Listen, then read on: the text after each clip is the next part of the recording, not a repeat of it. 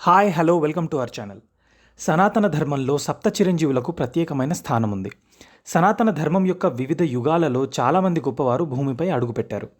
ఈ మనోహరమైన వ్యక్తులు భూమిపై నివసిస్తారని నమ్ముతారు. కాలం మరియు మరణం కూడా వీరిని తాకవు. చిరంజీవి అనే సంస్కృత పదం అమరుడు అని అర్థం.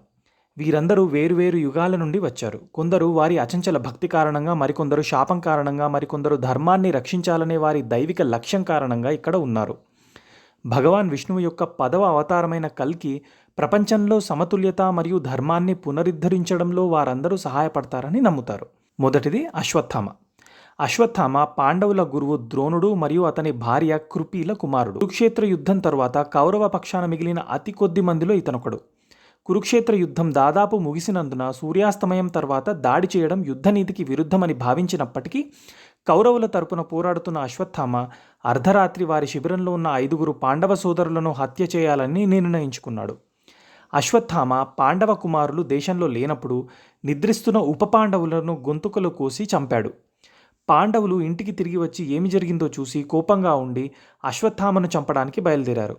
ఆత్మరక్షణ కోసం అతను దైవిక ప్రేరేపితమైన మరియు అత్యంత విధ్వంసకరమైన బ్రహ్మశీర్షాస్త్రాన్ని పాండవులపై దాడి చేయడానికి ప్రయత్నించాడు.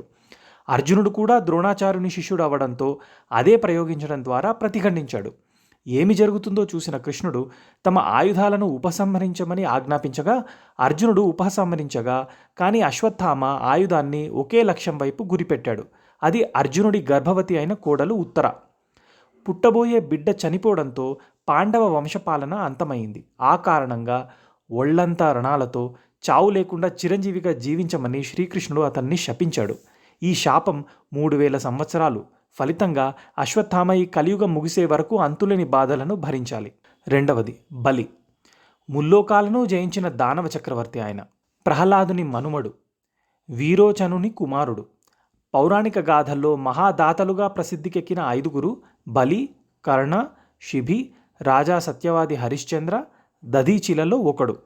బలి చేతిలో ఓడిపోయిన తర్వాత దేవతలు తమ పోషకుడైన విష్ణువు వద్దకు వెళ్ళి స్వర్గంపై ఆధిపత్యం తమకు తిరిగి ఇవ్వమని వేడుకున్నారు. తన ఆధిపత్యాన్ని కొనసాగించడానికి శుక్రాచార్యుని సూచన మేరకు బలి స్వర్గంలో అశ్వమేధ యాగాన్ని ప్రారంభించాడు. అశ్వమేధ యజ్ఞం సందర్భంగా బలిరాజు తన ప్రజలకు ఎన్నో దానధర్మాలు చేశాడు. ఇంతలో విష్ణువు 5వ అవతారమైన వామనుడు యువ బ్రాహ్మణ బాలుడిగా వచ్చి విష్ణుమూర్తి 3 అడుగుల నేలను అతని నుండి దానంగా పొంది 2 అడుగులతో యావత్ విశ్వాన్ని ఆక్రమించి 3వ అడుగు ఎక్కడ పెట్టమని అడగ్గా తన తలను చూపించాడు. త్రివిక్రముడైన వామనుడు అతన్ని పాతాళానికి తొక్కేశాడు.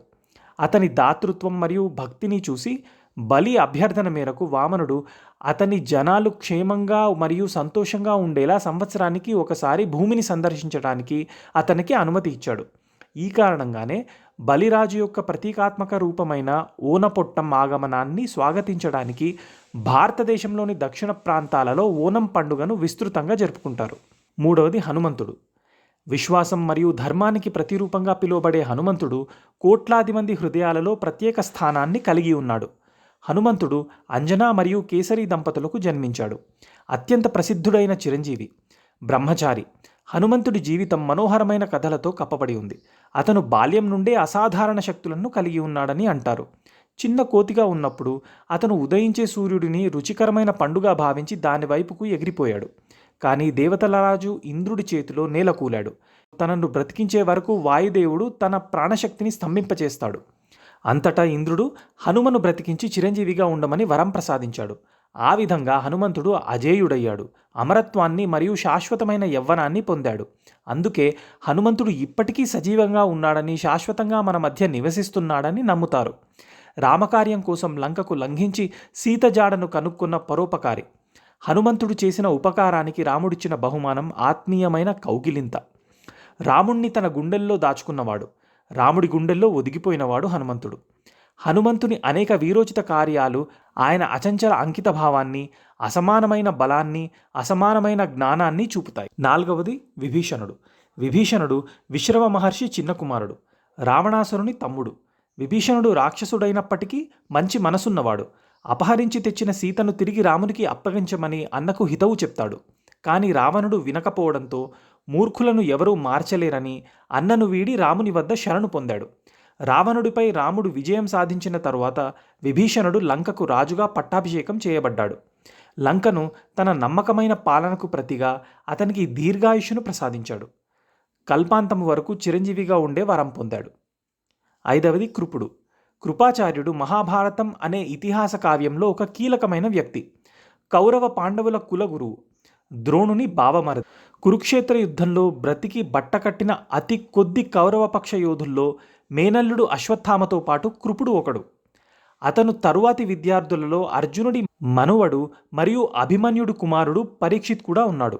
అతను తన న్యాయబద్ధత మరియు తన రాజ్యం పట్ల అంకిత భావంతో గౌరవించబడ్డాడు. అతనికి శ్రీకృష్ణుడు శాశ్వత జీవితాన్ని ప్రసాదించాడు. 6వది పరశురాముడు. విష్ణుమూర్తి యొక్క 6వ అవతారం. ఆయన రేణుక మరియు సప్తఋషి జమదగ్నిల కుమారుడు. తండ్రి ఆజ్ఞ మేరకు తల్లిని చంపి మళ్లీ ఆమెను బ్రతికించమని వరంగా కోరుకున్నవాడు. తీవ్రమైన తపస్సు చేసిన తర్వాత అతనికి పరశువు అనే గొడ్డలి బహుమతిగా లభించింది మరియు శివుడే అతనికి యుద్ధ కళల పద్ధతులను బోధించాడు. తన తండ్రిని క్షత్రియుడైన కార్తవీర్యార్జునుడు వధించినందుకు ప్రతిగా యావత్తు క్షత్రియ జాతిపై 21 మార్లు దండెత్తి వారిని వధించాడు. మహాభారతం మరియు రామాయణం రెండిటిలోనూ, ముఖ్యంగా మహాభారతంలో భీష్ముడు, కర్ణుడు మరియు ద్రోణులకు మార్గదర్శి. పురాణాల ప్రకారం పరశురాముడు చివరి మరియు అత్యంత శక్తివంతమైన విష్ణు అవతారమైన కల్కికి గురువుగా పనిచేస్తాడు.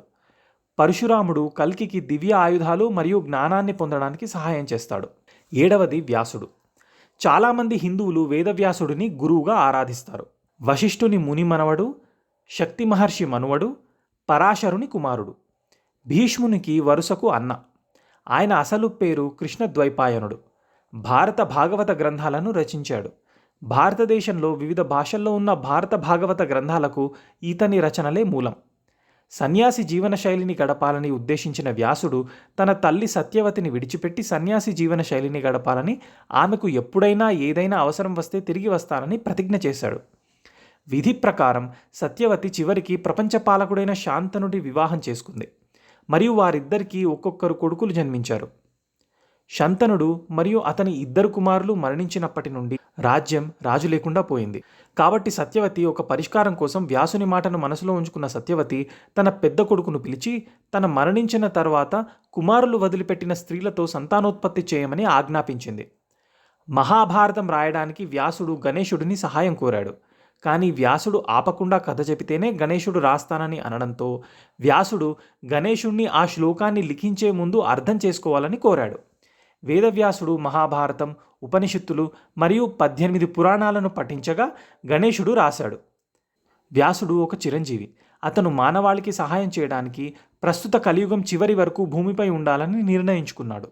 వేదవ్యాసుని పుట్టినరోజున గురు పూర్ణిమ, ఒకరి గురువును గౌరవించే రోజుగా జరుపుకుంటారు. మా ఈ వీడియో మీకు నచ్చినట్టయితే లైక్ చేసి, షేర్ చేసి, సబ్స్క్రైబ్ చేయండి. Thank you.